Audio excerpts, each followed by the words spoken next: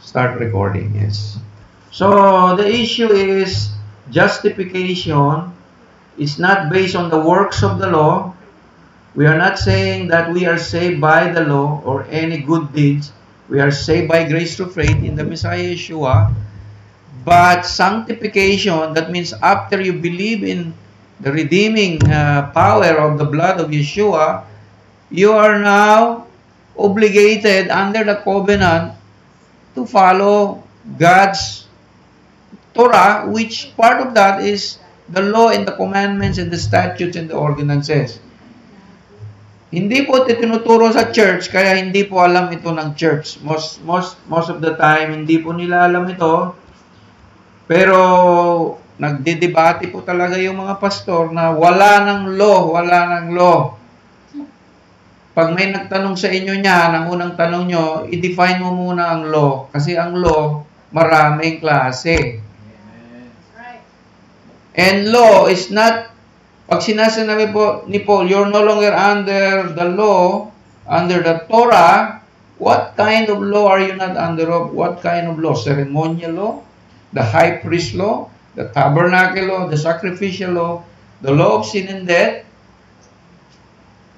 So, si Paul kasi, matalino yun eh. Gumawa siya ng iba-ibang version ng mga the law of righteousness, the law of Christ, the law of Moses, the law of sin and death, the law of the Spirit. Alin doon? Kasi gine-generalize ng buong Kristyanismo na no one is justified by the law, by the works of the law. Kaya, everyone that is under the works of the law is under a curse. So, why would you follow something that is full of curse? Mga kapatid, there is 3 things that the law can do. Okay? There are 3 things that the law can do. Punta tayo doon mamaya. The law gives us the knowledge of sin. One of the purpose of the law is to bless. And the third purpose of the law is to curse. So, hindi po lahat ng law ay curse. In fact, the reason why I follow the law is because of the blessing. Because I need blessing in my life. Kayo, gusto nyo ba ng blessing? Yeah. Lahat ng tao, yun ang hinahanap. At proven na natin. So, sa Hebraic mindset, so we are studying the Bible not on our own opinion. This is not my opinion. This is the Hebraic hermeneutics. This is the interpretation from a Hebraic perspective. Mga materials na ginagamit natin, hindi po galing sa Baptist, hindi po galing sa Pentecostal, hindi rin po galing sa Evangelical. We are based on the Hebraic hermeneutics of interpretation. The first century way. So ito, hindi rin tinuturo sa Bible school. Okay, sa Hebraic mindset, sanctification, can you say sanctification? From the word kadosh, kadoshim, holiness, holy, to become holy, to become set apart, is through the commandments. Ito yung tutor, this has always been the way to be holy. Siyempre, you will start with Yeshua HaMashiach. You are holy because of Yeshua. Number 1. Number 2, you continue with holiness through the sanctification of obeying the commandments. Ganun lang kasimple. Inaano lang ng mga theologian. Marami silang version ng holiness. Sa Baptist, mas malupit. Wala ka nang gagawin. Jesus plus nothing. Mamaya, maging nothing ka dyan. So, tingnan nyo po. Sa prayer pa lang ng mga Hebrew, this is ancient prayers. Baruch atah Adonai Eloheinu melech haolam asher kedishyano b'mitzvotav v'tzivanu al havilah. The word kedishyano is who sanctified us through mitzvotav, the commandments. V'tzivanu, who's commanded us regarding havilah, the immersion. So, ganyan po yung prayer. Another prayer. Blessing for Rosh Sukkot. Baruch atah Adonai Eloheinu melech haolam asher kedishyano b'mitzvotav v'tzivanu. Napansin niyo yung salitang who has sanctified us, Kedishiano, with your commandments, mitzvotav betsevano, and commanded us to dwell in the sukkah. By the way, the Feast of Tabernacle, according to the agricultural barley calendar, will be on August 21. Feast of Trumpets will be on August 10. Sukkot.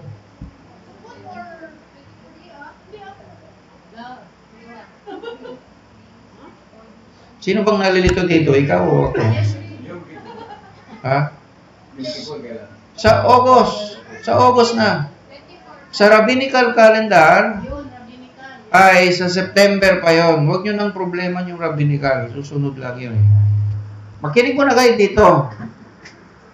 Yung asawa ko, pasensya na kayo, ganyan talaga siya. Hindi siya, naintindihan mo yung mga lalaki, di ba? Di ba, si brother nga dito, pag nagsasalita siya, hinahawakan niya yung kamay ng misis niya eh. Psst, ako muna. Ako muna, hindi ka magkaintay. You will have your time. So, relax ka na lang. Just keep silent. Silent night. Holy night ka muna. Blessed are you, Adonai, King of the universe. Keditshan b'mitzvotav, lulav. Blessed are you, Adonai, Elohim,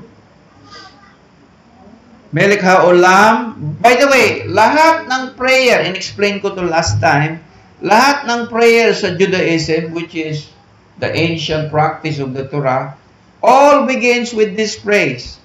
Why? Baruch atah Adonai Eloheinu melech haolam. Blessed are you, Yahweh our King, Yahweh our God, King of the universe. You know why? Sabi nila, if a prayer does not recognize Yahweh as King, it is not a prayer.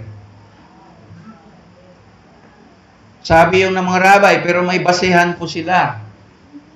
He deserves to be the King of the universe. Why? He is the creator of heaven and earth. The honor, the Adonai. Of course, alam naman natin, si Yeshua is the King of the Jew, the King of kings and Lord of lords. He was Yahweh in the flesh. Yeshua deserved to be the King, to be addressed as the King of the universe as well. Sa Judaism po ito. Naintindihan po nila. Blessed are you, eternal Yahweh our King. Napansin niyo yung salitang Keditshiano, again, who has sanctified us with your commandments. By the way, this is a prayer for putting a mask for the COVID pandemic.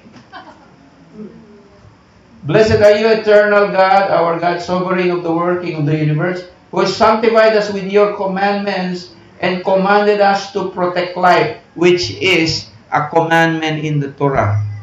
There is a commandment in the Torah to protect the lives of other people, even if their lives is in danger. See, the sanctity of life, the holiness of life. So this is the Hebrew way of understanding holiness in prayer. So Christian, the 40,000 Christian denomination has various way of explaining holiness. Di ba? Sa Pentecostal, it's the long hair and the long dress. Sa Baptist, it's wala na. Jesus plus nothing. So, bahala kayo. Tapos na ako dyan. Graduate na ako sa ganyang mga teaching. I'm moving forward to a very serious relationship with my God.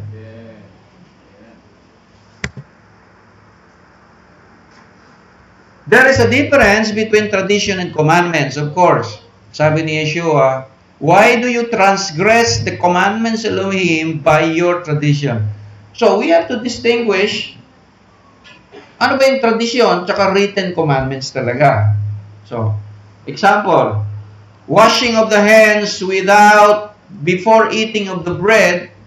The washing of the hands, if you go to Jerusalem today, bago ka makapasok sa templo para mag-pray, may mga baso na sa lababo. Nakatali yung baso, baka nakawin.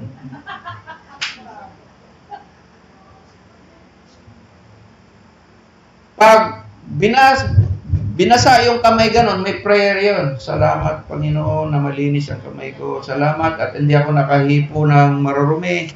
Salamat at hindi ako nakahipo ng mga Gentile na marumi. Mga idolaters yung mga yan. Kaya mga Hudyo, hindi, mga Orthodox, hindi sila nakipagkamay sa mga Gentile. Lalo na babae. Kasi baka mayroon kang menstruation. Di ba? Pag may menstruation ng babae, unclean. So, huwag ka makipagkamay. Kasi you're in the state of purity. By the way, no? Intindihan nyo mabuti. Pag ang babaeng may menstruation, hindi ibig sabihin, makasalanan ka. Hindi po. You're just in the state of uncleanliness. Hindi ibig sabihin, makasalanan ka. Hindi po. Pure, there's something to do with your body. Yun ang sinabi ng Torah, unclean till the evening. So, anyone who touches you, so no touch, will be unclean. Even your husband will be unclean. See? Sabi ng Torah yan. So, in fact, bawal tumabi ang asawa sa pag ang asawa mo may menstruation. Nabatas ng Diyos yun. Nagkokos po yun ng or the law of Nida po yun. So, there are pakinggan nyo ba, sabi ni Paul, you are not saved by the works of the law. Sinabi naman ni James, apostle, faith without works is dead, being a law. So may tension, no? Yung isa nagsasabi parang positibo tungkol sa law, si Paul parang negatibo. So sinong paniwalaan ko? Alam niyo sinong paniwalaan ko? Si Yeshua HaMashiach. Kasi Torah teacher po siya. Sabi, tinanong po si Yeshua, why callest me good? No one is good, only Elohim. If you want to enter the eternal life, keep the commandments. Bakit niya sinabi na walang sino man mabuti? Kasi lahat ng tao makasalanan. Diyos lang ang mabuti. May bersikulo po sa Romans 7:12, the law and the commandments are good. Kaya, bakit sinabi dito, kung gusto mo magkaroon ng eternal life, keep the commandments of the Torah. So, legalistic pala ito si Yeshua? O mahalaga sa kanya ang commandments? Mahalaga sa kanya. So, sino paniwalaan? Kung si Paul o si Yeshua? Hindi naman Diyos si Paul eh. Kaya sabi ko si Paul, hindi Diyos yan. Naniniwala tayo, magaling siya na rabbi. Sinulat niya karamihan ng New Testament, pero hindi po siya Diyos, tandaan niyo. Kung siya man nagtuturo walang Torah, hindi ko siya paniwalaan. Pero, na-misunderstood lang po siya. Kasi, napakarami pong versikulo na sinasabi, the greatest commandment para kay Yeshua is the Shema.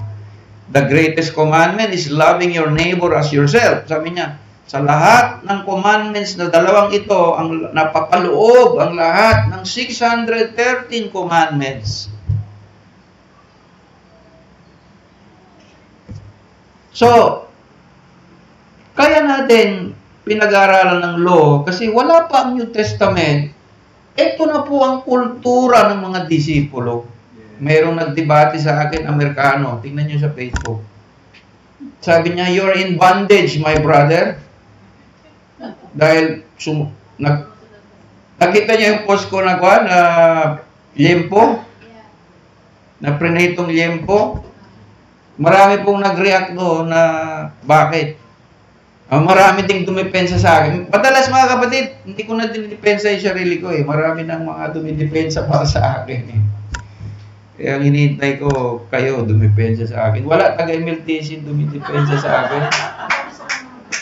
Gusto niya yata makita makipag-bubugan ako rin. Sinishare lang, sinishare. If you keep my commandments, you shall abide in my love, even as I have kept my Father's commandment and abide in His love. Wow! Yeshua talks about the commandments as abiding in love. So what's wrong? We are not saying you are saved by the commandments. He was just saying, it's the love of the Father if you abide in the love. See? Ito maganda. Ito, maraming gasgas na tong verse na to sa Christian. Ask, and you shall receive. Whatsoever we ask, we receive of Him if we keep God's commandments. Nakita nyo? Ako, minsan, ang daming beses ko nang nasaksihan yan, mga kapatid. Yung mga pangangailangan ko, hindi na ako humingi, dumarating na lang. Kayo, mayroon kayong karanasan na ganyan? Sino may karanasan na ganyan? Because we keep God's commandments. Because the commandments is part of the covenant. 1 John 3:24, He that keepeth His commandments dwelleth in Him, and He in Him. Nakita niyo po yung intimacy? And hereby we know that He abideth in us by the Spirit which He has given us.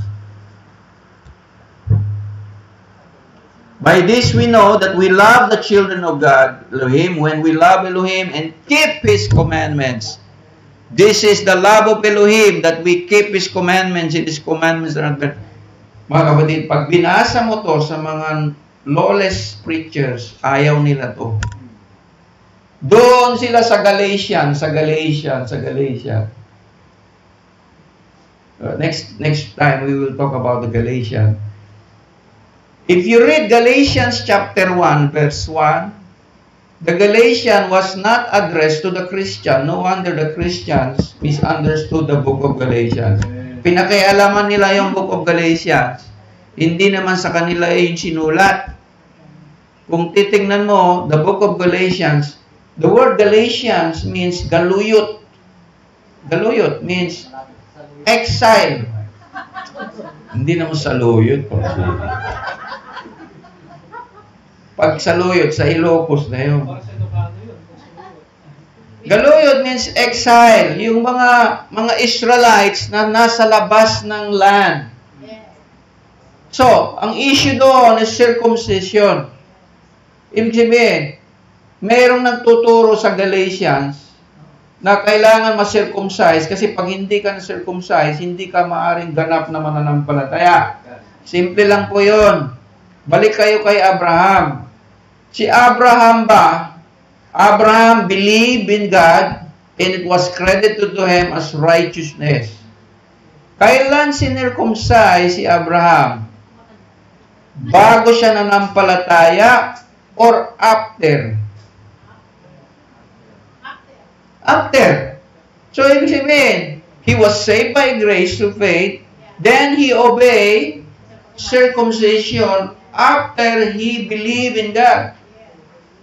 In fact, sinircumcise niya as the sign of the Abrahamic covenant lahat ng kanyang mga slaves. Matindi po si Abraham, may 300 na private army tsaka slave. Mayaman po siya. So, hindi po problema pa lang na maging mayaman, naglilingkod sa Diyos. Mas mahirap na yung mahirap eh. Eh, wala kang nagagawa masyado eh. So, yung mga mentality ganun. So, simple lang. Sabi ni Paul, hindi na kailangan ma-circumcise yung mga naniniwala na kay Yeshua. In fact, sinabi niya, whether circumcision or non-circumcision does not matter, but obeying the commandments. So, if there is one commandment na sinabi ni Paul, hindi na kailangan, is circumcision. So, may mga bansa po na hindi uso yung circumcision. Bakit sinicircumcise yung mga Pilipino? Sino nagturo sa atin yan? Oh, nakita nyo? Kasi mga lahi tayo ni Abraham. Alam mo, wala pang taong hindi sumasang-ayon pag sinabi mong anak ka ba ni Abraham?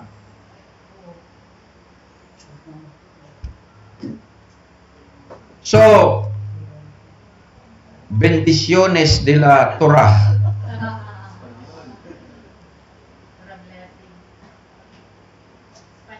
This is actually a synagogue prayer, and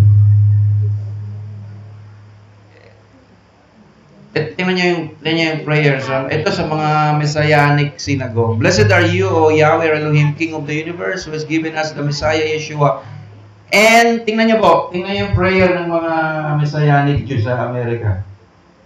Blessed are you, Yahweh or Elohim, King of the universe, who has given us the Messiah Yeshua and the commandments of the new covenant.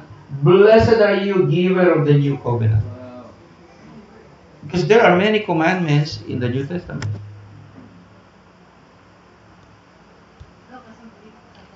Prayer for thanksgiving of Yeshua.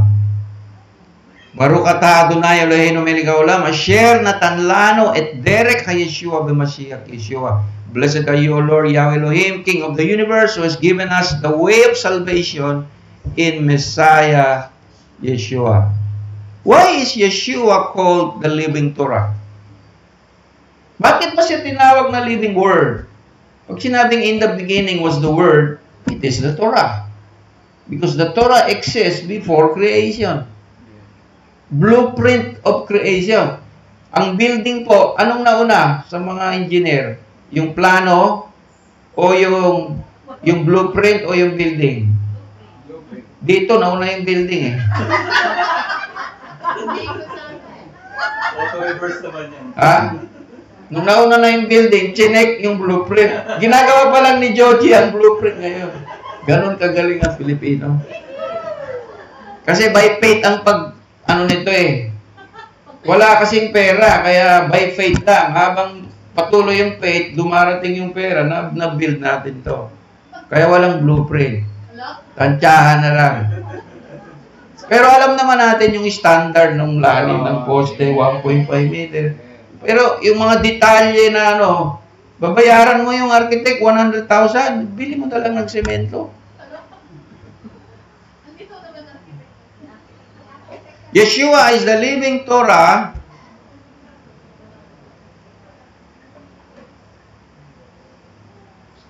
Meron palang dumipensa sa akin, isang bago kong friend na kapatid na Torah keeper at sa Amerika, si Brother Danny.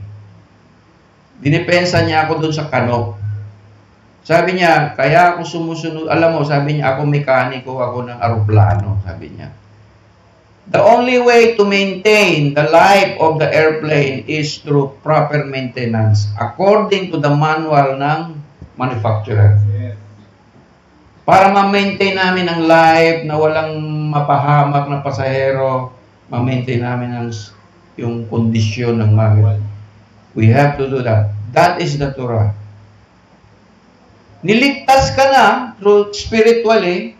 Ngayon, para magkaroon ka ng magandang buhay, hindi ka maiwasan ka sa problema, sumunod ka sa manual ng Torah.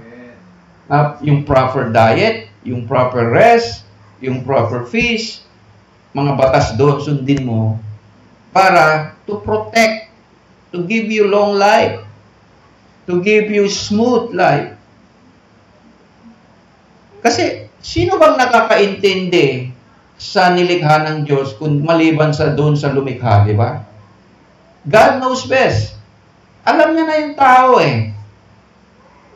Tayo wala tayong kamalay-malay. Yeshua is called the living Torah kasi memorize niya yung Torah, sinabuhay niya ang Torah, at siya nagtuturo ng Torah, at siya na rin galing sa kanya ang Torah. Yan ang totoong Yeshua. Amen. Kaya, sa aspekto na yan,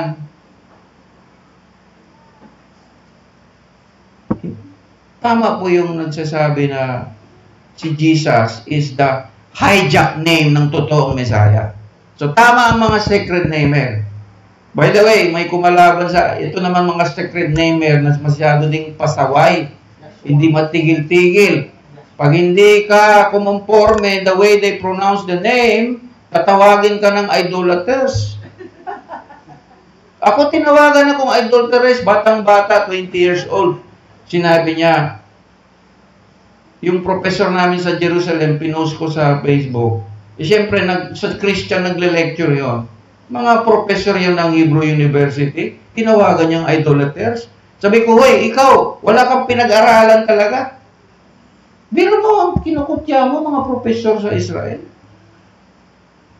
Hindi, sabi niya, Christian pa yan kasi naglo-Lord pa at nag-Jesus pa eh. Sabi ko, ilan na yung nadala mo sa Torah? Wala pa nga eh. Yun yung tipong babatukan ko talaga pag nakita ko. Pasaway kayo eh. Binlock ko na. Kumuha pa ng kakampi, dalawa na sila ngayon. Binlock ko na. Magulo sila. Hindi nila maintindihan. The reason we still sometimes say Jesus, Christ, Lord, bakit? Because our audience are Christians. We want to reach out to them. Properly. With ethical, moral approach. Hindi yung bastusan approach para tayong mga walang pinag-aralan. Ay, Jesus ka pa? Idolaters ka. You're worshiping Baal. Ganon agad yung sacred name. Ngayon, kung sabihin niya yun sa Christian, mabahala ka. Talagang idolaters naman yan eh. Pero pag ako sabihan mo ng ganyan, magagalit ako. 16 years na ako nangangaral nito, sabihan mo ako ng idolaters. Kung baka sino ka? Yun ang problem. So we have problem on both sides. We're trying to neutralize the enemy line. So pag meron kayong magulong sacred namer, block them out. We're trying to reach Christians because Christians are part of the lost tribe of Israel. Di ba? They were lost. They were the prodigal son. Alam niyo yung prodigal son? Ano yung kwento ng prodigal son? Nandun na lalublob siya sa baboyan. Kumakain siya ng pagkain ng baboy. Sino yun? Di mga Christian. Part of the Christians, part of them are the lost tribe of Israel. That's why we're trying to reach out to them in a way we can. Sa aking calling po, sa ngayon, yan po yung calling ko. Mga Christians po yung nilalapitan ko, mga pastor. It's been quite successful. Yeah. So we cannot mix with the sacred namer. Mga sacred namer, they are our brothers in Torah. But sometimes, yung approach, doon tayo nagkakatalo. Kung hindi sila magbago, hindi tayo pwede magsama. Kilala ko yung mga leader nila eh. Sa Visayas, sa Mindanao. Mababait naman kausap yung leader. Yung mga disipulo na masyadong excited sa name, yun yung problema. Masyadong zealous for the law. Nagiging pariseo na, nakaka-t-shirt, nakaka-istanbul. So, pasensya na po kayo. Kasama talaga sa buhay ng mga ngaral. Purpose-driven life, hindi ko na muna pag-usapan. What is a kingdom? So, a kingdom, one of the main covenants of the Bible is the Davidic covenant. God promised David that his kingdom would never pass away permanently. However, sabi niya, there will be a time, however, when someone from the line of David will again sit on the throne and rule as a king. This is Yeshua, prophesied to be from the lineage of King David. In fact, King David will be resurrected in the millennial kingdom. King David is the most successful king in Israel. Why? Because he implemented the Torah. Yun po ang sikreto ni King David. Wala nang iba.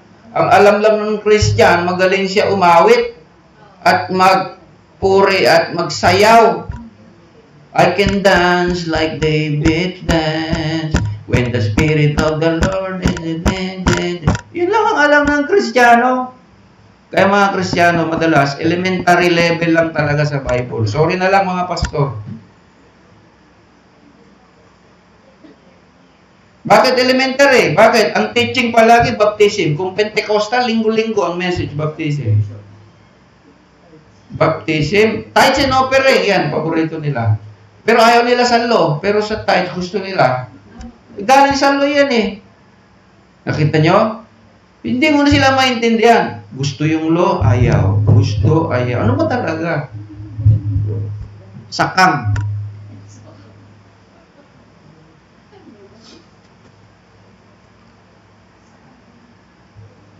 Naalala niyo si Dr. Miles Monroe?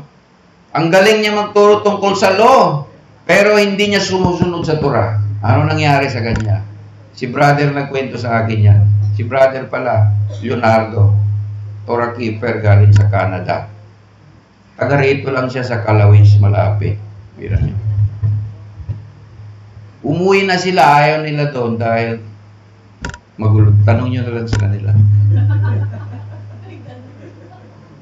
Siya yung nag-share sa akin na si Ron Kinoli ay nagtutura na at sineran nila si Miles Monroe at ang sagot daw ay masisira ako sa mga tao dahil sa mga libro ko wala nang bibili. So, pera. O ngayon, sumalpok yung aeroplano niya sa boom crane, nahati po yung aeroplano, yung katawan niya nandun sa junk shop. Hindi po kamatayan ng lingkod ng Diyos yan. So may problema po siya. With due respect, napakatalino niyang tao. In fact, itong katagan na to galing sa kanya eh. Ang ganda siya pakinggan when it talks about principles. When it talks about law. Ang ganda siyang pakinggan eh. But I never heard from him the word Torah. I've never heard the word Torah from Dr. Miles Monroe, with due respect. What is law? Torah is not law. Torah comes from the word morah and yara. Morah means to teach, to guide, to instruct. Yara means to hit the mark. So that teachings, guidance, instruction, so that the men and women of God can hit the mark. Bullseye, accurate. Kumbaga, ibig sabihin ng hit the mark, accuracy, 100%. Di ba?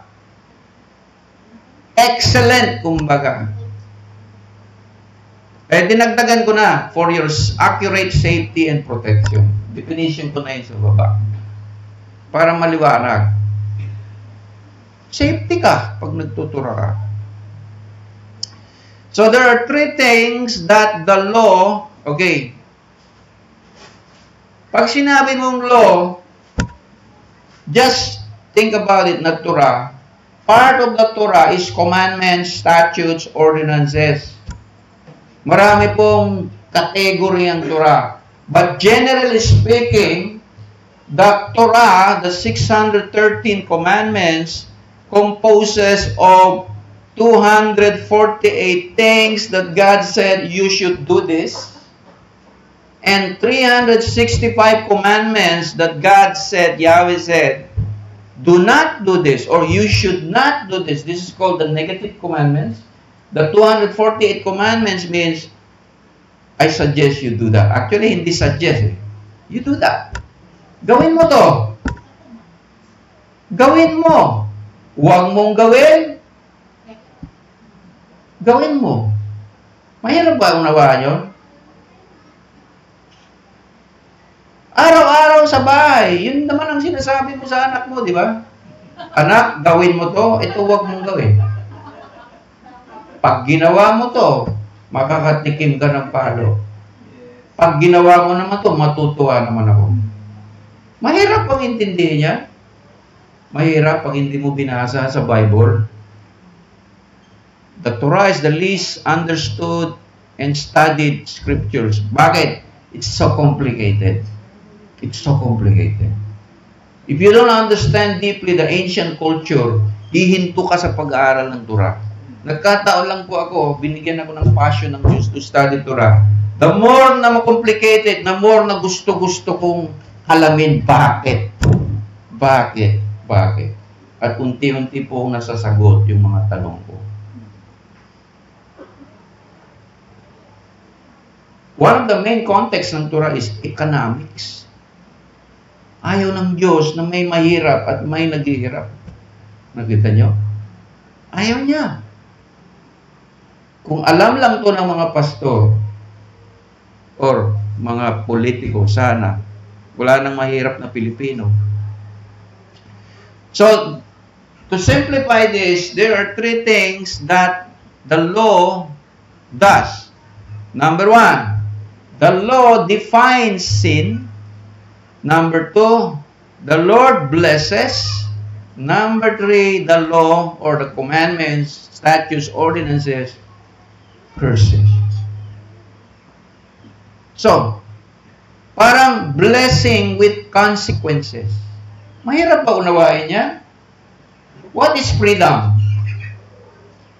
True freedom is restricted freedom. No matter, kahit anong definition mo sa freedom, freedom never means na pwedeng gawin lahat ng bagay. There are things that you cannot do in your office because the boss does not like it. Di ba? Pag sinabi ng building, no smoking yung building, pag nahuli ka dyan, kahit pa regular ka sa empleyado ka, di ba? There are things you cannot do. Na, porque you are legally, capable, pwede na ganyan. Di ba? There are restrictions. Di ba? In fact, yung driver's license natin, may restriction. 1, 2, 3. Hindi ka pwede magmaneho ng 10-wheelers na truck kahit magaling ka magmaneho ng kotse. Di ba? So, democracy, kaya tinawag nilang democracy, because majority rules. Di ba? Pag sinabi ng mga homosexual, pwede na kami mag-asawa sa kapwa lalaki, majority wins, then that's the law. That's the problem. Kasi majority rules eh.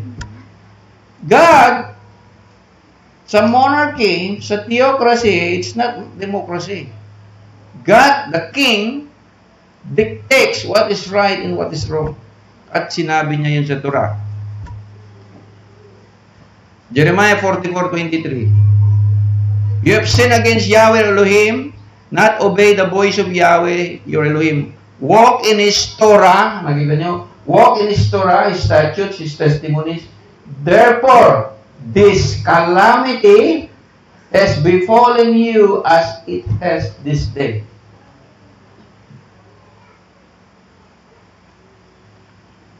Pag hindi sumunod sa law, may kalamidad na dumarating.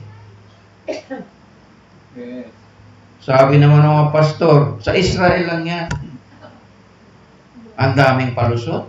If my people who are called by my name shall humble themselves and pray, will heal the land. Di nagbabago ang Pilipinas. Bakit? Kinuha mo yung bersikulo. Isa Israel din yan eh. Kinuha mo lang eh. Ginamit mo out of context eh. Yung my people doon, hindi naman Christian yun eh. O bakit kinukot ng pastor? Out of context. Ang sinasabi doon, if my people will repent and return to Torah, then I will heal your land. That's the direct context. Kaya mga kapatid mo, as a Pilipino, nagdurugo din po ang puso ko pag nakita ko maraming Pilipino sobrang naghihirap. Di ba? Ano pwede kong gawin? Hindi naman ako si Manny Pacquiao na papilahin ko tag-1,000 kayo lahat. Ang pwede kong gawin, turuan sila ng salita ng Diyos para magbago at sumunod sa Diyos. Doon pagpapalain sila ng Diyos. Kaya mga kapatid, isama nyo sa prayer. We will organize the first Yom Kippur conference in Cebu City. A day of prayer and fasting, repentance, on the exact day of Yom Kippur. Sa rabbinical calendar nga lang. Sa rabbinical. Kasi nandito ako sa Maynila sa Sighted Moon calendar. Ezekiel 18, if the wicked man turns from all his sins which he has committed, tingnan niyo po, observe my statutes, practice justice and righteousness, he shall surely die, he shall not die. Sins is related to, sin is the opposite of Torah. In fact, the word sin is the word Hebrew kata. Can you say kata? The plural of kata is katayim. Kakatayim ka ng Diyos. The word katayim is actually the word sins. Maraming kasalanan. Tingnan nyo, Pilipino pala si Yahweh Elohim. Kakatayim ko kayo. The opposite of sin, katayim, is actually Torah, which means katayim means to miss the mark. The Greek word is amartia. The Hebrew word Torah is to hit the mark. See, sin is the opposite of Torah. In fact,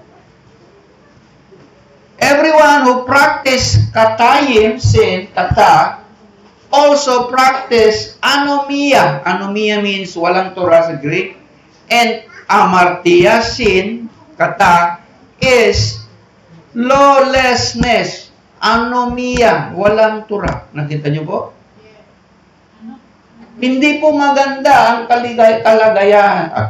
kalagayan pag wala pong Torah.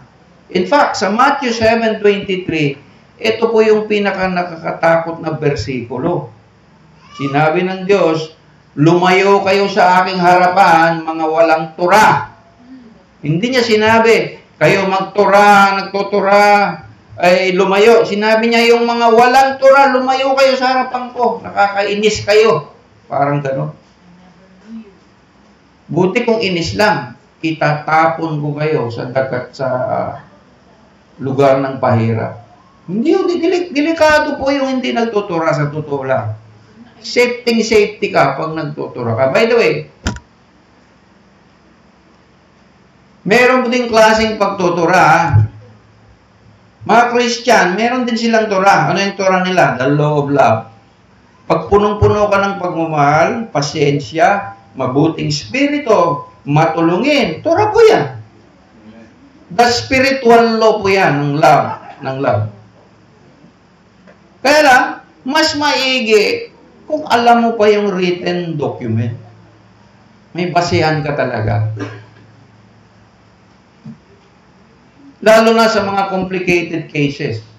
Mamaya may example tayo tungkol sa husgado, tungkol sa mga leader ng lipunan. May batas ang Diyos. No wonder, there's a separation of church and state sa democracy, democratic government. Sa theocratic government, there is no separation of church and state. The king and the religion of the king is implemented in the country. Kailan mangyari yung God's country? Hindi po sa Marlboro country, ha? Alam yung Marlboro country? Napansin niyo yung Marlboro na sigarilyo na billboard? Wala na yung cowboy? Namatay na po siya ng lung cancer. Kaya kabayo na lang po yung natira. Totoo po yan. Di ba nakalagay sa sigarilyo? The Surgeon General is dead.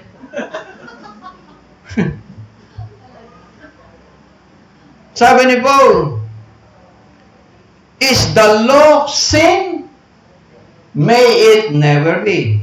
Huwag naman nawa. Kasalanan ba yung batas ng Diyos? Hindi. On the contrary, I would not have come to know sin except through the law. Nakita nyo na? Siya yung nabi ni Paul. Malalaman ko na nagkakasala kung alam mo ang batas. So, tingnan mo, maraming Kristiyano kasama ang mga bishop at pastor. Pag hindi nila alam ang batas ng Diyos, or nakunwari lang hindi alam, pero alam, umiiwas lang, Nagkakasala po sila araw-araw. Si Bishop nagpo-post ng lechon. Pag may meeting yung mga pastor, nakakahiya ka. Lahat ng bawal nandun sa lamesa ng mga pastor. Nakakahiya kayo. Hindi yan uupo si Jesus dyan, kasama kayo. Sa totoo lang, hindi uupo si Jesus dyan. Si Jesus, Hudyo yun eh. Sumusunod sa dietary law yan. Alokin mo ng crispy pata, iampas sa mukha mo yan. Mga kapatid, may experience ako niyan. May bishop sa Laguna. Pinagpastingan ko 2 linggo. Nagba-Bible study kami. Christmas time na, patapos na yung Bible study. Kumuha na may nagregalo sa kanya ng crispy pata. Nilagay niya sa harapan ko. Sinabi niya, kainin niyo. Ginawa niya sa akin yan. Bishop sa Laguna. 1 week later, dinala si Bishop sa ospital. Patay. Patay siya. Sinintensyahan siya ng Panginoon. Biro mo, may kasamang fasting and prayer, nagba-Bible study kami, naglabas siya ng crispy pata, sinabi niya sa akin, kainin niyo. Kinastigo siya ng Panginoon. Huwag mo sabihin maliit na kasalanan yan. Brother Ray, kasi maraming kasing mga Pilipino nag-aalaga ng baboy para paaralin yung kanilang mga anak. Wala po akong magawa. Si Yeshua, nilubog niya sa tubig ang libo-libong baboy. O, nanghinayang ba si Jesus? Si Jesus ng mga pastor, nanghinayang. Si Jesus, si Yeshua, hindi nanghinayang. In fact, nag-request yung mga demonyo, pwede ba sa baboy mo na kami dalhin? Kasi pareho kami marumi. Sabi ni Jesus, your wish is my command. Go. Go to the pigs. Pinagbigyan pa nga sila eh. At sabay-sabay sila nalunod.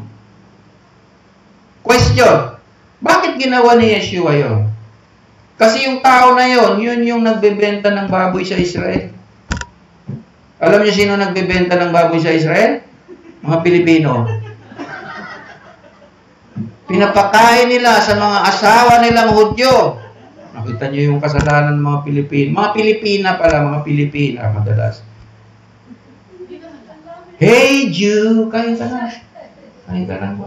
Kakain naman si Jew kasi mahal na mahal niya yung Pilipina.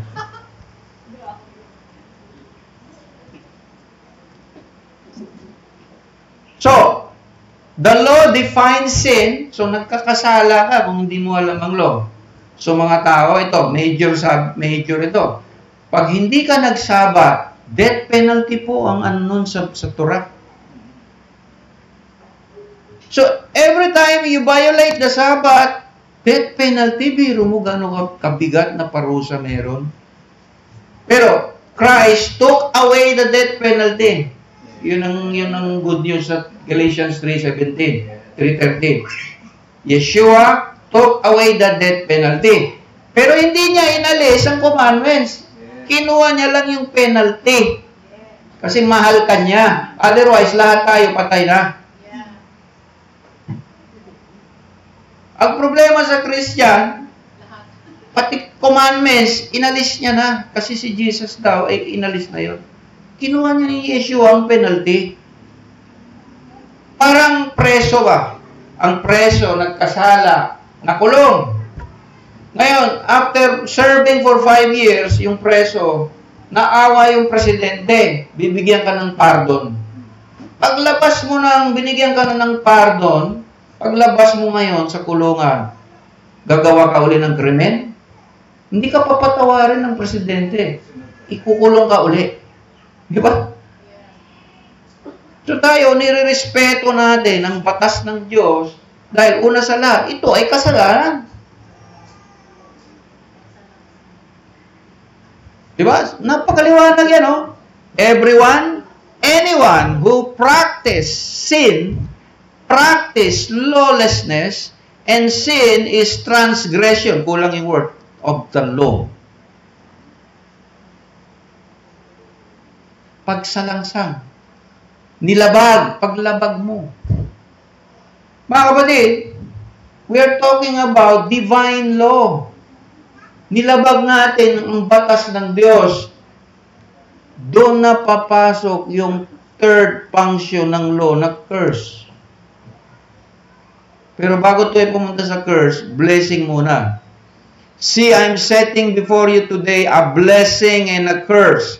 The blessing, if you listen to the commandments of Yahweh, which I'm commanding you today.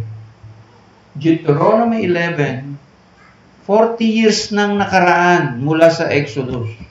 Hindi nagbago ang commandment. 40 years na to from the Exodus, from Egypt. Pero sinabi ni Moses, I'm commanding you, present tense, today. The law is still applicable 40 years later. Blessing and curse. Ibig sabihin, sigurado ang blessing, sigurado ang curse. Sinong mas sigurado? Curse o blessing? Halimbawa, sinabi ng Torah, pag sumunod ka sa Torah, hahaba ang buhay mo. Diba? Hahaba ang buhay mo. So, blessing yun, pero matagal pa. Ay yung curse. Kumain ka ng 1 kilong hipon. 1 kilong hipon, tingnan mo ano mangyari. Kung hindi ka dalhin sa ospital. Kumain ka ng alimango, ng aligi. 1 kilo. Wow. Tingnan natin kung May pako. at gawin mo araw-araw. Si Mr. Liempo, balita ko nasa ospital, may-ari ng Mr. Liempo. Liempo, araw-araw kakainin niya eh. Hindi tatagal ang buhay. Nakita niyo po? Kumbaga, kung gusto mong tatagal ang sasakyan mo, i-maintain mo na maayos. Lagyan mo ng langis palagi. I-check mo yung level ng langis palagi. Kasi yun yung buhay ng makina. Diba? Subukan mong tumakbo, walang langis. Sisira yung makina mo. Kasi sinabi ng manufacturer, may level yun na langis. At may panahon yung langis, every 3 months pinapalitan. See? Manufacturer's recommendation. So yung si Abba Father, siya yung creator of heaven and earth. He knows best. He controls nature. He controls the human body. He controls everything, mga kapatid. In fact, I have a research now about the human DNA. The human DNA, patapos, mahirap kasi na research ito eh. The human DNA, na-decode na ng Israeli scientists. Nandun yung pangalan ni Yod Hey Vav Hey sa human DNA. Mahirap kasi i-decode. Bakit? Yung scientist, Hebrew ang salita. Yung in-interview. Kakamot ka ng ulo. Ano yung Hebrew yung researcher taga Hebrew University. So, tandaan nyo yan. The law defines sin, it blesses and it curses. Praise Yahweh your Elohim. How blessed is the man and a woman who fears Yahweh, who greatly delights in His commandments. What is wrong with the commandments, Mr. Pastor? Ba't ayaw mo sa commandments? Hindi kasi Old Testament yan. O, sige na. Bahala ka sa buhay mo. Minsan, naiinis na rin ako eh.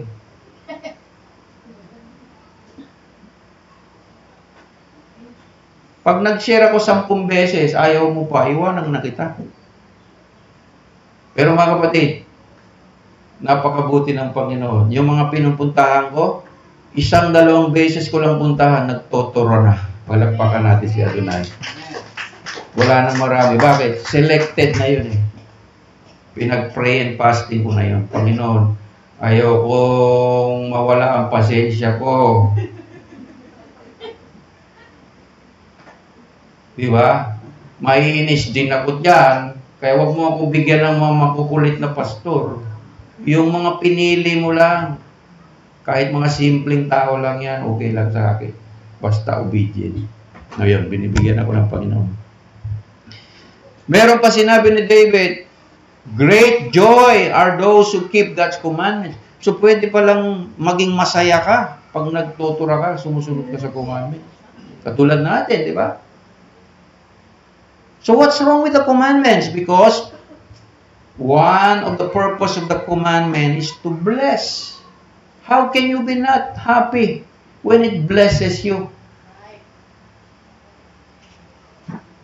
Tingnan mo, sa mundo, manghihinayang. Nako, mawala ako ng sweldo ngayon, isang araw, Sabado.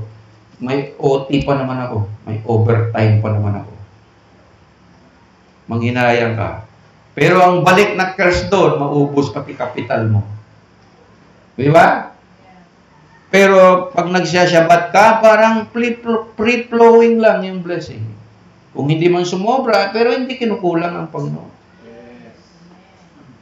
Pero hindi ka stress, hindi ka masyadong... Meron akong kina-counsel ngayon na negosyante na bankrupt. Malaking negosyante siya. Nagpa-counsel sa akin, diniretso ko na. Hindi ka sumusunod sa Sabat eh. Puro pera utak mo eh. Kung baka kung tutuusin eh. Batas ng Diyos, hindi mo pwedeng kontrahin. Bakit mga Hudyo? Mayayaman naman sila. They can afford to keep Sabbath 24 hours. Sa Israel, wala pong 7-Eleven. Ano lang? It was 7-Eleven, 7-7. 7 days a week. 7-6 lang pala ang 7-Eleven doon. Ang McDonald's doon, sarado pag Sabat. Wala pong pag Sabado, sarado buong palengke, buong bus station, lahat ng negosyo sarado. Bakit? Naintindihan ng mga Hudyo ang batas ng Diyos. Kaya ang Israel, isa sa pinagpalang bansa sa buong daigdig ngayon. Unfortunately, sila din yung pinakamaraming nagpabakuna. Kasi mayayaman sila eh. They can afford yung bakuna eh. Pero sa Pilipinas, libre yung bakuna, no? Kayo na ang pabakuna. Ayaw ko dyan.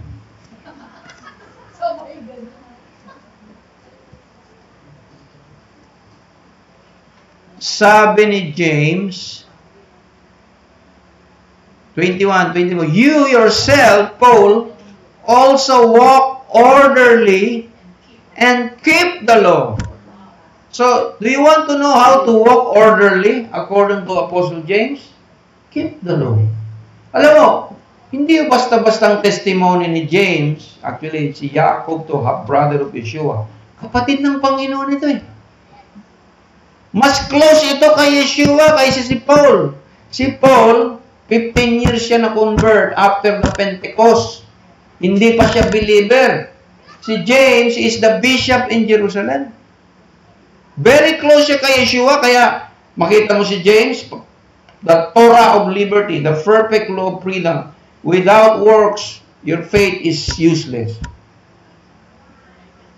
Faith without works is dead. Kaya, kung magkasangga ko si Paul at si James, kay James ako maniwala.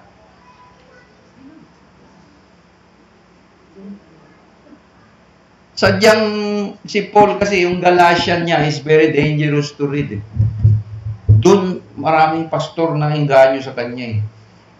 Kasi mahirap sumunod sa law eh. Biro mo, free from the law ka na, nagse-celebrate yung mga Baptist. Jesus plus nothing. So, maging nothing ka rin sa bandang uli dyan.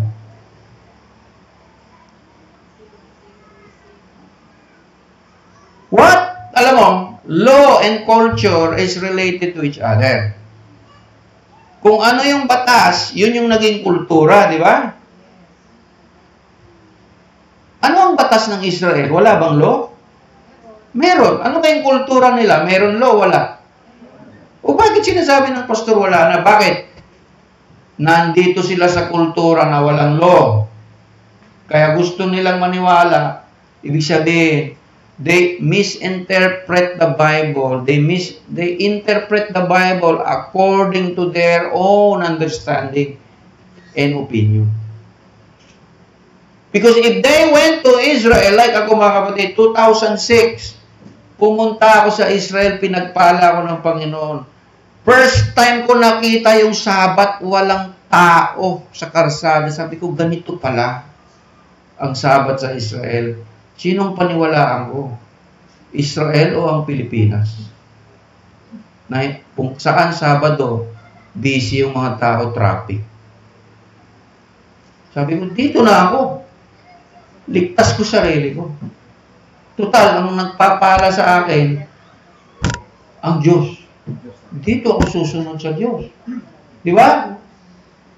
Kanino ka aasa mga kapatid pag nagigipit ka? Kay mayor?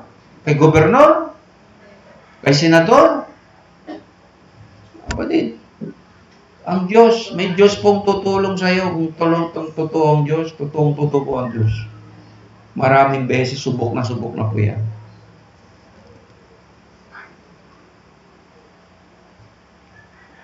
If you do not obey Yahweh your Elohim, tingnan mo, if you disobey the commandments, you are not obeying the king. Because the king, the word of the king is law. If you do not obey Yahweh Elohim to observe, to do all His commandments and statutes which are charged to you to do today, then these curses will come upon you and will overtake you. Alam mo yung overtake? Inunahan ka ng blessing. Sinong nakaranas ng ganyan? Sa buhay. Na-overtakean ka ng malas. Mga kapatid, ang dami kong experience niya. Yung nagnenegosyo din po ako nung araw. Pera na, naging bato pa. Maraming pagkakataon na gano'n. Kasi hindi rin mo basta-basta magnegosyo pag hindi mo master ang negosyo. May law din yan. Business law. Bakit ang mga abogado makapangyarihan? They know the law. Magkano ang bayad sa abogado? Pag gusto mong kumuha ng abogado, mayroon kang kakasuhin na tao. Magkano ang babayaran mo sa abogado? Acceptance fee. Pinakamura, 30,000. Bakit? Mag-file lang siya ng kaso, 30,000. Ang binabayaran mo doon, yung pinag-aaralan niyang batas sa loob ng 6 na taon. Parang ibig sabihin, hindi mo ba alam kung gaano kakahirap nag-aaral ng batas? Law is powerful, mga kapatid. Knowledge of the law is powerful. So, disobedience to the law, the commandment, statute, is a direct insult to the king. Keep the Sabbath day, hindi ka mag-Sabbath, curse. Keep the 7 feasts. Hindi ka susunod, curse. Wala na pong neutral doon. Anong sabi? I'm setting before you today blessing and a curse. Ibig sabihin, maging matalino kayo, hindi ko kayo pipilitin, pero sinasabi ko na sa inyo, sigurado yung blessing na pinangako ko sa inyo. Sinisiguro ko rin sa inyo, pag nagkamali kayo ng desisyon at suwayin nyo ang aking utos, sigurado din ang blessing, ang curse. At hindi lang sigurado, mag-o-overtake pa ito sa inyo. Ibig sabihin, naunahan ka na ng malas. Inihintay ka na ng malas. Ang mahirap niyan, kung si kamatayan na. So, God's law only does 3 things. Napansin niyo po, mga theologian na pastor yung tinutukoy. Wala namang sinabi, the law gives salvation. This is not what we're talking about, the function of the law. Never in the Bible na sinabi ng Diyos, the purpose of the law is salvation. O ngayon, naintindihan mo na, pastor. Hindi namin sinasabi na ang law ay ililigtas ka dahil ang law po is to define sin, to bless, and to curse. Ang kaligtasan is totally by the grace and mercy of God. God did not change His way of salvation from Old Testament to the New Testament. Dito nagkamali na naman ng mga theologian. Ang salvation sa Old Testament ay keeping the law. Ang salvation sa New Testament is believing Jesus Christ. Mali po yun. Noah was saved by grace. Abraham was saved by grace. Moses was saved by grace. The law is the will of God para mangyari yung gusto ng Diyos. Ngayon, kung hindi mo masunod ang gusto ng Diyos, ang sinabi ng Diyos, pag hindi nyo nasunod, mamamatay kayo sa wilderness. Hindi kayo makarating sa promised land. That is a picture of the millennial kingdom. Hindi makakapasok yung mga Kristiyano ayaw sumunod sa law sa millennial kingdom. False prophet talaga ito si Rabbi ay. He who believes in Jesus shall have eternal life. O eternal life, kailan ba yung eternal life? After pa yung na millennial kingdom. Maliligtas ka dahil pinangako ng Diyos, pero wala kang millennial kingdom. 1,000 taong kang tulog. So mamimiss kita, pastor. Tulog ka 1,000 taon eh. Bubuhayin ka doon sa eternal life kasi yun ang pinangakot sa mga naniniwala kay Yeshua, di ba? Who believes in the Son shall have eternal life. Ay, may judgment pa yun. By the way, the book of judgment sa book of Revelation, anong book yung na binubuksan at hinuhusga yung mga tao? Ano yung ano yun? The book of the law. Ang sasabihin doon, ito nilabag mo, ito nilabag mo, ito. 40 years ka nilabag mo ang Sabat. 40 years ka kumain ng baboy. Pero 40 years kang believer. Anong husga ka ng Panginoon? You will be the least in the kingdom. Least. Di ba? Matthew 5:17, those who obey the Torah and teach others will be great. Those who do not obey the Torah will be the least in the kingdom. So, kung si Paul pala hindi nagtotura, he will be the least in the kingdom. The chief among all the apostles, now the least in the kingdom. Papayag si Paul, miyembro ng Sanhedrin, maging janitor lang siya sa Jerusalem? Biro mo yan? Mga Pilipino, gawin mong janitor sa Jerusalem, papayag. Di ba? Sinong papayag? Janitor sa Jerusalem. $1,000 yung sweldo. Tatagatin ng Pilipino yan. Malaki ang sweldo sa Jerusalem kahit janitor ka Pero si Paul, abogado, hepe ng Sanhedrin, insulto yun sa mga Hudyo, gawin mo lang janitor, least in the kingdom. Dahil sinasabi nila, hindi raw nagtutura si Paul. Yes, ito. Si Yeshua din, least in the kingdom, dahil sinasabi nila wala ng tura. O baligtad yata. Sino nagsabi ng totoo? Kumbaga, confused na yung tao. Pumunta po ako sa isang Jewish website, ang paliwanag nila nito is, the covenant, a relationship with consequences. Totoo hindi? May consequences ba ang covenant relationship? Of course. Hindi mo tinapos, hindi mo kukuha deposit. Siyempre, Brother Densyo. Lecture na naman ni Brother Densyo. Really? Pag hindi mo tinupad ang covenant, may consequences. Meron ding remedy. Remedial law. Di ba? Remedyo. Kaya maraming Pilipino ang pangalan, remedyo eh. Remedios. Nire-remedyo. So part of the law is remedial. Ibig sabihin, nangyari na yung problema, nangyari na yung gulo, ito yung pansamantalang solusyon. Hindi mo na maibalik sa dati dahil meron ng damage control na lang nandun yan sa law. Damage control. Nandun din sa law yan. Nandun din sa batas natin yan.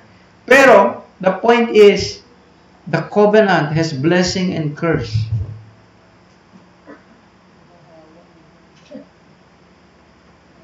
Is the Philippines a blessed country? Punta kayo sa probinsya. Tingnan mo yung kahirapan ng mga kababayan natin. Hindi nila maramdaman yung kahirapan. Bakit? Sanay na sila eh. Pero actually, hindi ho dapat yun. Dahil napakayaman po ng bansang Pilipinas. Napakayaman yung ating yamang dagat, yung lupain. Pero sa Israel, 60% desert, pero napakayaman na bansa. Ang desert nila, gagawin ka lang ng paraan para pwede tamnan at natatamnan nila. Sa atin, may tubig na, may lupa na, hindi pa nagtatanim yung mga Pilipino. Pagdating sa Goshen, mga kapatid, pag hindi ka marunong magtanim, wala kang isasaing.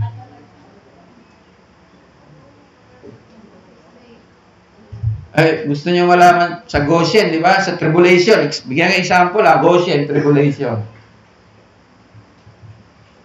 Ikaw, marami kang tanim. Meron kang 1,000 square meter na palayan. So, sapat na to sa pamilya ko. Mayroon na kaming palay. Buhay na kami. Pupunta ka roon, brother, ay, patawarin mo na kami. Babalik na kami sa Torah. Kinukontra ka namin dati, pero ngayon, no choice na kami. Anong gagawin ko? Sige kapatid, ang bait-bait ko kasi. Kainin mo na yung mga tinanim ko. Para sa anak ko, sa pamilya ko, sa mga faithful na kapatid dito, ikaw libre ka kakain. Anong sabi ng Torah? You will become a slave. Kaya napansin nyo may slavery sa Torah? Yun yung mga hindi nagtanim, hindi nag-ipon, hindi nag-invest, they were caught by surprise. Their only chance to be redeemed is on the day of the sabbatical year and the year of Jubilee. O ngayon, naintindihan niyo kung bakit may slave sa Torah. Yun yung mga taong hindi nag-prepare, hindi nag-invest ng maayos, hindi, basta, they're not smart enough agriculturally. That is part of my mission of going places, mga kapatid, is to look for Goshen. So, bukas, pupunta sina Alvin at sina and company sa potential Goshen. Kasi nga, we are preparing. We are rehearsing. Lalo na ngayon, mga kapatid, may mga variants po ang pandemic, yung COVID. May Delta variant, may Lambda variant, may Zeta variant.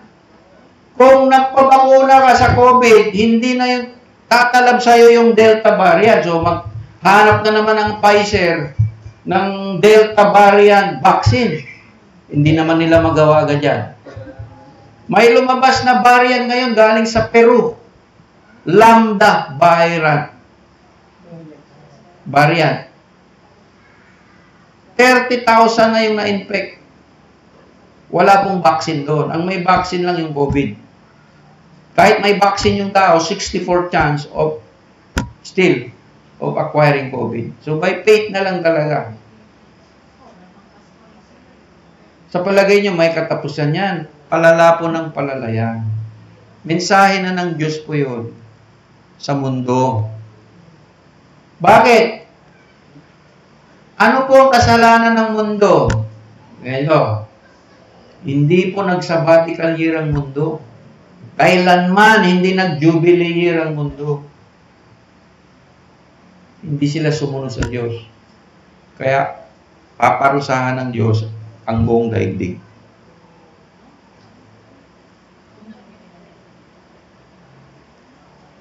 Sabi rito, if obedience to God's law brings prosperity and good success, Yahweh abolishes prosperity and success. It doesn't make sense. Diba? Alam mo bakit ako passionate about the Torah? Hanggang ngayon? It's the wisdom, mga kapatid. Yung wisdom. Yung wisdom, hindi mo yan makukuha kahit sa mga universidad na sikat na universidad. Hindi mo makukuha yan. Sa Torah mo lang makukuha yan. Ako po yung taong matanong ako sa sarili, matanong ako kung ano yung obserbasyon ko. Gusto kong sagutin lahat ng tanong ko sa buhay. Bakit ganito? Nasasagot po yun ng Torah, mga kapatid. So, ang unang benepisyo ng Torah, alam niyo kung ano? It's the Torah itself. The first blessing of Torah study is the wisdom of the Torah itself.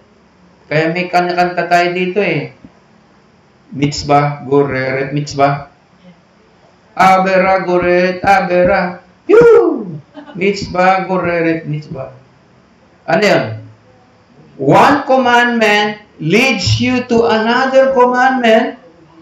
Performing one commandment, another blessing of another commandment. Another commandment is already a blessing. The commandment itself are already a blessing. Abera, goreret, abera. Woo! Ano yun? Aberiya. May darating na aberiya. Nakita niyo si Yahweh Elohim, Tagalog. Abera means curse.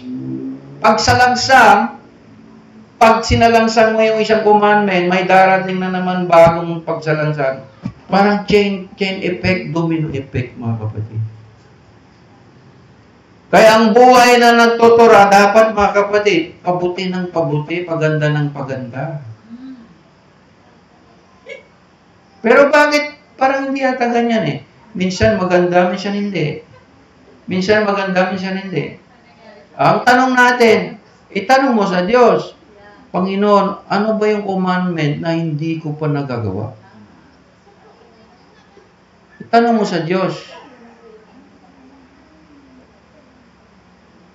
Gusto kong ma-bless, Panginoon. Ano ba yung hindi ko pa nagagawa?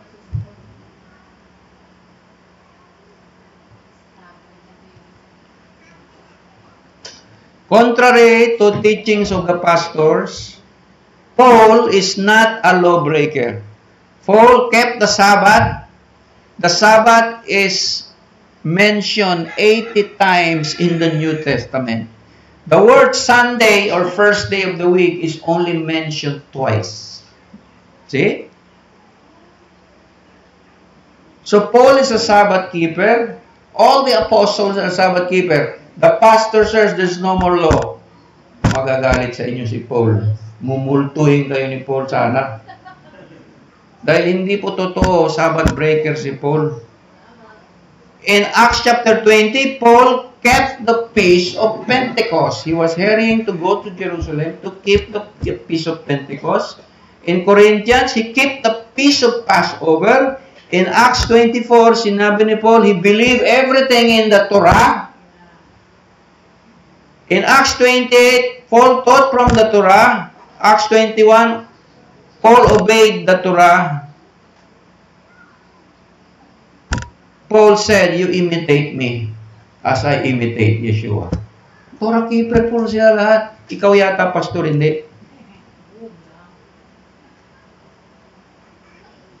Ito yung paborito kong website when I study the Torah in the details. Cursed is the one who does not uphold the words of the Torah. Sabi rito, the anomalous, paradoxical nature of the 12 curse. Rabbi Uzi. You know, si Rabbi Uzi? Weingarten. Ano ang sabi? I call heaven and earth to witness against you today. I have put before you life and death, blessing and curse. Choose life if you and your offspring would live. Sino ang witness sa Torah, mga kapatid? Because heaven and earth are faithful witness. Pag inutusan ng Diyos ang typhoon, alam niyo sino nag-utos sa typhoon? Ang Diyos. Malupit ba ang Diyos? Oo. Sino nagsabing hindi? Pagbalik ka ni Yeshua, papatayin niya 1/3 ng mundo eh. Hindi ba malupit yan? Ngayon, Diyos yan ang pag-ibig. Pagbalik niya, hindi na po. Galit na po siya. Ikaw ba, magulang, hindi mo ba pinapalo anak mo? Etong linggo lang, pinalo ko yung anak ko. Sobrang pinalo ko. Hindi nga siya makalapit sa akin ngayon eh. Mahal ko yung anak ko, pero pag may kasalanan ka at paulit-ulit, talagang papaluin kita. Di ba, Densyo?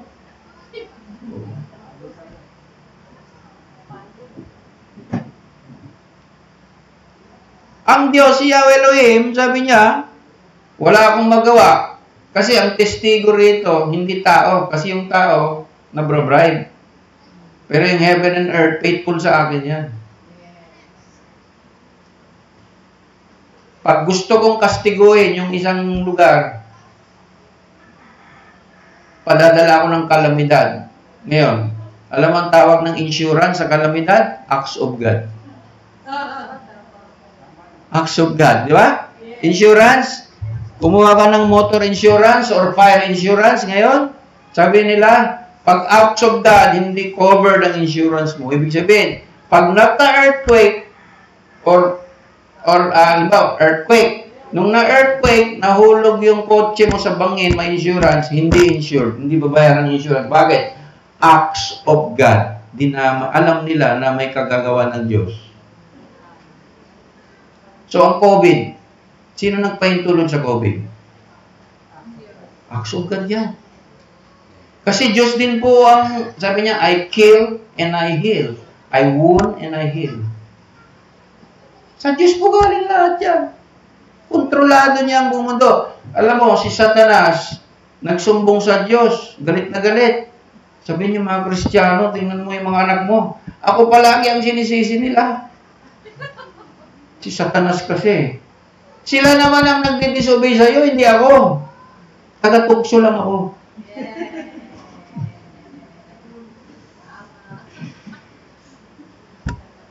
So, mga kapatid, the term is rejection of the covenant is misfortune, unhappiness, and death. Obedience to the terms of the covenant is the path to life. Gaya ng sinabi ko sa inyo mga kapatid, tuwing may nabalitaan kong namamatay na tao, na-appreciate ko yung paglilingkod sa Diyos. Kailan lang namatay si Noynoy Aquino? Tapos na. Wala. Di ba? Pag hindi ka naglingkod sa Diyos, hindi mo na may balik to. Hindi mo na pwede i-reverse yan. Pag bigla kang kinuha ni Lord, ang maiwan lang sa'yo yung obedience mo mga kapatid. Pwede mo ipagmalaki sa Panginoon. Wala nang iba. I can tell you mga kapatid, all of life's problems resulted in violation of the principle of the law of the King of the universe.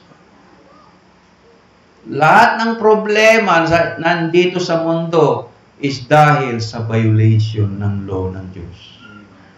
Ang nakakalungkot, ang pangunahing tao na nagtuturo na wala ng batas ng Diyos ay mga pastor.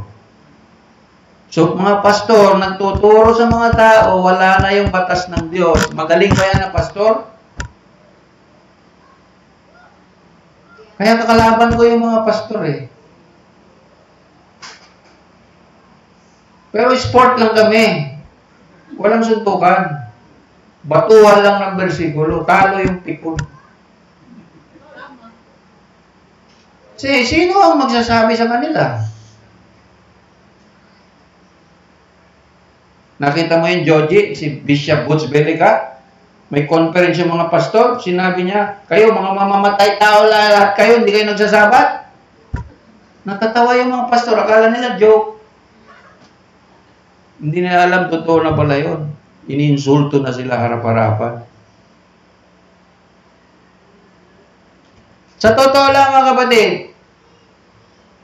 kailan na-realize ng tao na mali siya? Tuwing may blessing o tuwing may curse? Ha? Kailan mo na-realize? Parang mali yata yung ginawa ko Parang na-curse yata ako Kailan mo na-realize? Tuwing may blessing ka o may curse? Sa curse. Ibig sabihin, bakit binigay ang curse? Para ma-realize ng tao yung mali niya. Babalik sa Panginoon. Yun yung paradox doon. Pero nandun palagi ang commandments para gabayin ka ulit. Kaya ang mga rabbi, pag mayroong mga Hudyo na secular, nagsisisi na, ang una nilang gagawin sa mga Hudyo, mag-Shabbat kayo. Start with the Sabbath. Start with the Sabbath. Then, back to basic. Kasi ang Torah, palalim po ng palalim yan. Example sabi rito, cursed be the one who makes idol. Anong tawag nila kay Tulpo? Idol. Anong tawag kay Robin Padilla? Idol. Sino pa yung tinatawagan na idol? Lodi na ngayon, sir. Lodi na ngayon. Lodicea. Ang ibig sabihin ng idol, mga sinasamba. Di ba? Mga Diyos-Diyosan na sinasamba. Sa Cebu, sentro po ng Diyos-Diyosan yan. Santo Niño. Alam mo ba sa Cebu, makita mo yung mga tattoo ng mga tao, Santo Niño. Ganun. Pati mga babae may tattoo, Santo Niño. Kasi they were so immersed in that culture, they think it's normal. It's not normal. It's abnormal. Wala tayong magawa. Pero, pag nagsisi sila, alam ba, ganito pala, meron tayong kapatid, may tattoo. Laki ng tattoo. Nagtura siya, nagsisi na ngayon siya. Gusto niyang burahin ng tattoo ngayon. Anong advice ko ngayon? Burahin o hindi? Nandiyan na yan eh. Masakit na, malaki pa yung bayan. So, takpan mo na lang.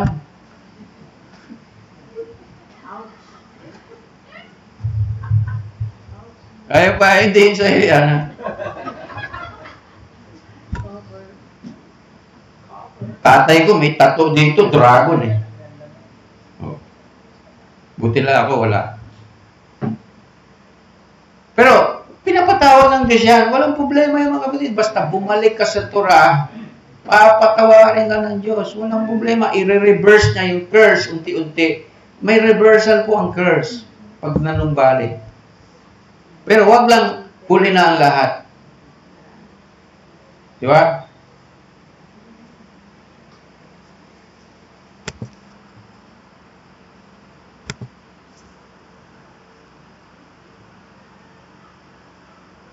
Tingnan nyo, basahin nyo mabuti. Deuteronomy 26 verse 16. Sa mga nakakabasa, pakibasa. Curse be one who disrespect his father and mother. Lahat tayo may curse. Pag na-high blood ka sa magulang mo, ako na-high blood ako sa tatay ko eh. Sa nanay ko, na-high blood ako lalo. Pero, pinipigil ko yung sarili ko na magsalita ng hindi maganda. Yun lang maganda sa akin, napipigilan ko. Wala akong magawa eh. Alam mo, minsan, nung binata ako, nag-away kami ng nanay ko. Sinabihan ako ng nanay ko, kahit kunin mo pa yung buhay mo, hindi mo mababayaran. Na-realize ko mga kapatid, oo nga, wala ka talagang karapatan magsalita ng kahit ano, kasi buhay mo galing sa kanila eh. Kaya sinabi ng Diyos, at all times, never even disrespect your parents. Question, paano kung pasaway yung parents? May karapatan ka bang murahin?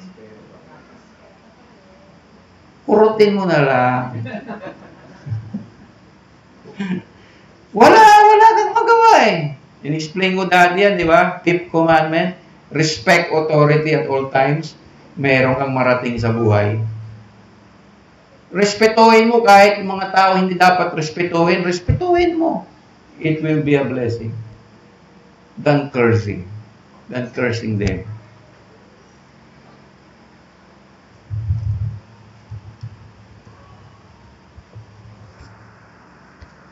So, cursed be the one who sleep with his father's wife. Adultery po yun. Pinto po yan. Tinignan ko sa Tagalog ang Deuteronomy 27:16. Sumpain ang sumisira ng puri ng kanyang ama o kanyang ina. Sumpain ang sinumang hindi marunong gumalang sa kanyang magulang. Sa Hebrew, arur be he that treats with contempt aviv imo, call am. Tinunglo ang dili makatawad sa iyang amahan kung siyang inahan. Nakita nyo na ang ugat ng problema sa pamilya. Ito, mga nagre-rebelding teenager. Anong umpisa ng punot dulo ng mga teenager na nagre-rebelde? Ito.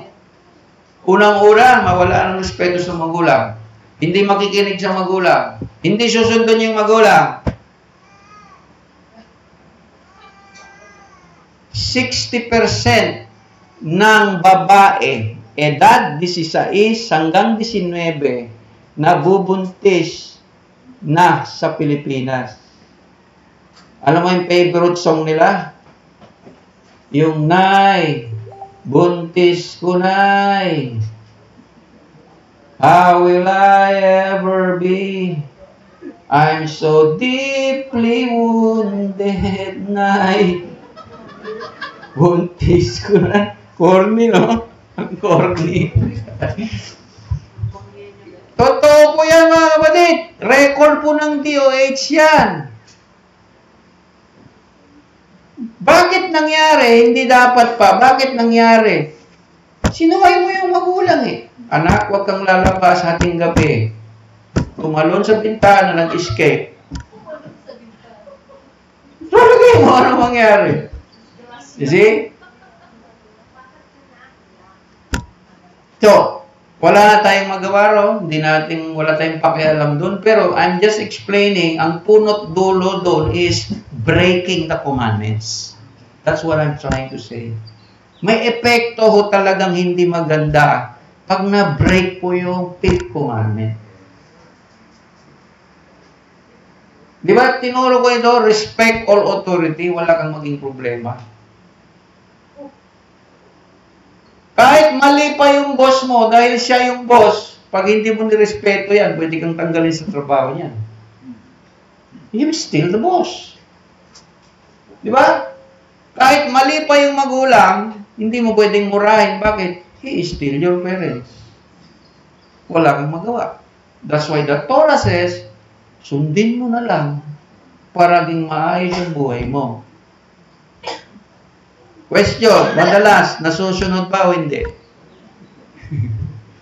Kasi ganyan ang tao. Alam nyo ba, so ngayon, naintindihan nyo na yung Torah. Inuunahan ng Diyos. Alam na ng Diyos ang kamalian ng tao. Alam na ng Diyos ang weakness ng tao. Inunahan niya ng huwag mong gawin. Nakita nyo na yung wisdom ng Torah? Inunahan niya na. Sinasabi ko sa inyo, magkikers kayo. Inunahan, huwag mong gawin to. Kaya pag nagtutula ka, naging conscious ka, ba't ko gagawin? Masusumpa naman pala ako. Nagiging wisdom ito. Ba't ko gagawin kung may curse? I will do the opposite. Diba? Mapapahamak naman pala ako, ba't ko gagawin? Diba? Yan ang wisdom na binibigay ng Torah. Ngayon, mga pastor nagtuturo, wala na ito. Ano yung sinasabi ko? Ginagawa ng bobo yung mga tao. Yun masakit na katotohanan.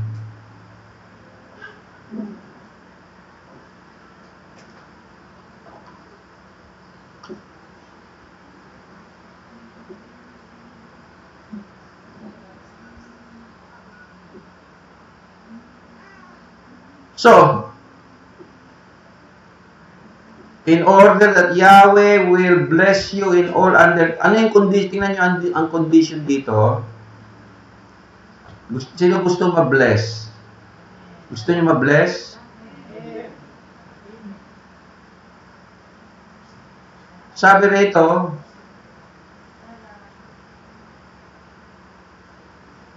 leave your gleanings to the poor. Nakikita niyo po? Ang sabi ng Torah, charity. Maging charitable ka. Di ba? Maging maawain ka sa mahirap. Tulungan mo yung hindi kayang tumulong sa iyo. Pangalawa, lending without interest. Yan naman yung tungkol sa... Kaya, love your neighbor as yourself. Sino yung neighbor? Who's your nearest neighbor? Ha? Siyempre, alam mo ang explanation ng rabbi, ang unang neighbor mo that you should love and take care is the Torah community because you are a covenant community. The next neighbor is your biological siblings. The third is your neighbor sa labas. Kaya ang mga Hudyo nagtutulungan. Kaya walang mahirap na Hudyo. Na ngayon, alam nyo na bakit ang mga Chinese mayaman. They love each other. They help each other. The Filipino, they don't trust each other. The problem with Filipino is crab mentalities, inggitero, ayaw nilang makita may umaasenso. Which is all a violation of the Torah.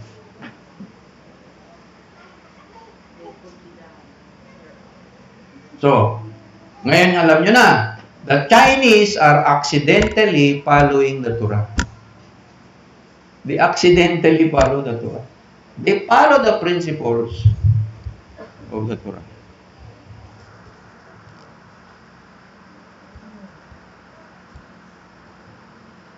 Everything is in the Torah, mga kapatid.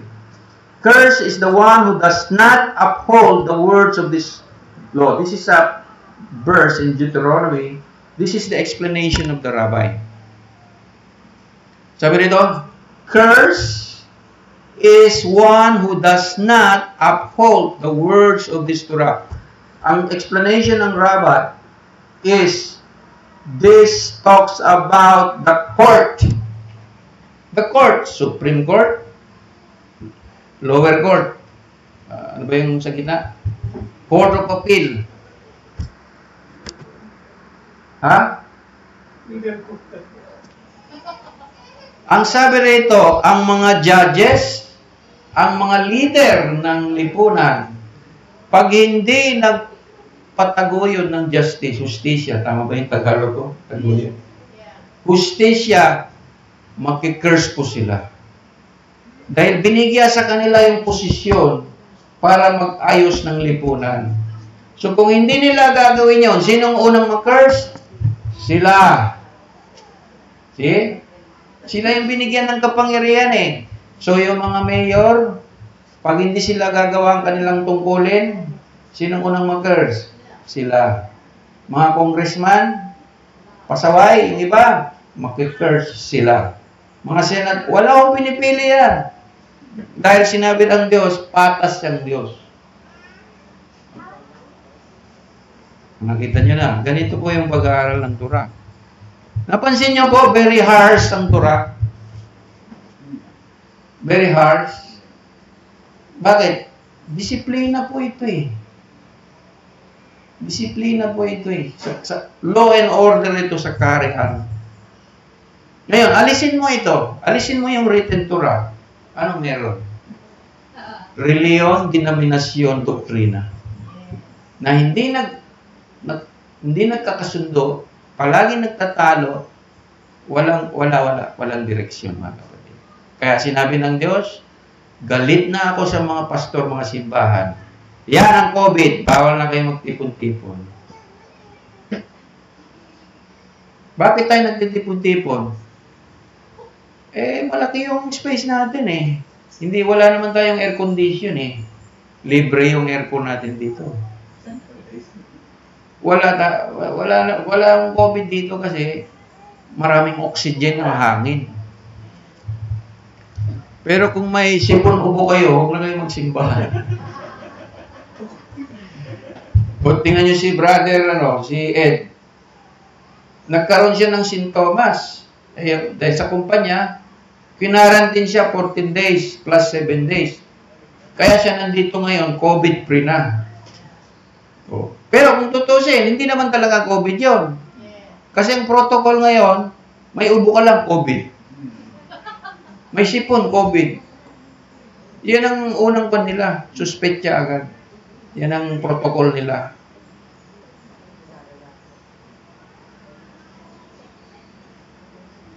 Kaya, pag walang Torah, ano mangyari sa ating bansa? Nakita niyo?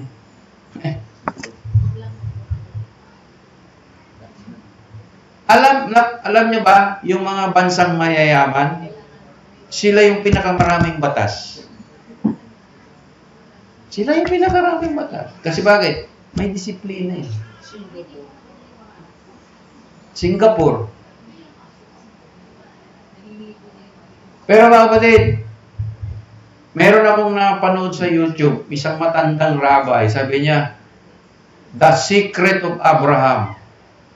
Sabi niya, I will tell you the secret of the Jew, why we are successful. So naging curious ako. So I want to know your secret. I will promise to tell. Alam mo, I will end with this positively, mga kapatid. Alam mo, sabi niya ang sikreto ni Abraham, bakit siya nagtagumpay? Father of faith. Alam niyo po, maayos po yung pamilya ni Abraham. Inayos niya yung pamilya niya na maayos. Ang ama ng tahanan, inayos niya yung pamilya niya. Kaya, successful siya. Kaya siya, father of faith. Kaya siya ama na ng palataya. Kristiyano, ng Hudyo, kahit Muslim. Bakit? Ang sikreto ni Abraham, marunong siya magdala sa pamilya niya. So, paano natin gayahin yan? Ay, pag-aralan mo yung Torah. Kasi ang unang Torah keeper, si Abraham. He is the father of Torah. So, I will end up with mga kapatid. Trabaho lang. Walang personalan. Yun po ang pagkatawag sa akin ng Diyos. Hindi pwede ako tumanggi. Ituro ang katotohanan. Masaktan yung masaktan. Gagaling at gagaling naman yung mga nasugatan. So, tinatawag ko na si... Okay, I will end up with this, mga kapatid, para makumpleto. Because of the curse, because we all sin, we need the faith of Christ. We need grace. Pero pagkatapos ng grace, babalik ka na rin sa pagsunod. Hindi mo mawawalang curse kahit nandyan si Christ. Ang inalis ng Christ, the death penalty. Pero yung curse sa buhay, tuloy-tuloy po yan pag hindi po nagturang tao. Kaya kung ako tanongin nyo, bakit ako nagtutura, ayaw ko ma-curse. Bakit? Sigurado yun eh. Ang una kong motibo is, may curse eh. Ano ako, bobo? May curse na nga, gawin mo pa.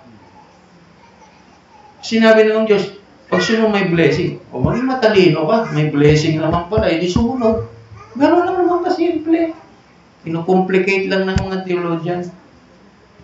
So, tinatawag ko na si Brother Alvin. Yan, si Brother Alvin, dati theologian yan eh. Ngayon, Torah teacher na yan.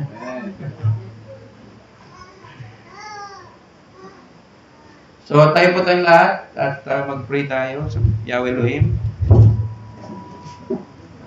By the way, mga kapatid, nakakabit na po yung fiber internet. Hindi ko lang nakuha yung speed. Nag-live na ako kanina umaga. Well and good yung performance. Hindi ko lang siguro na set up naman. So, but nevertheless, this is recorded. So, praise Yahweh Elohim for this beautiful Sabbath day. Nagtipon tayo. My YouTube channel is Brother I. So, yan.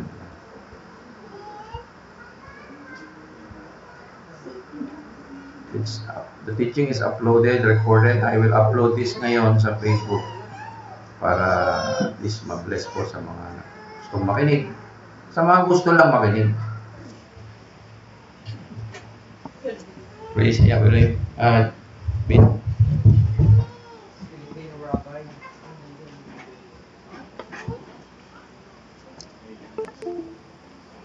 Tayo ay manalangin. Pinagpala, dakila ka, O Diyos, Panginoon Yahweh Elohim,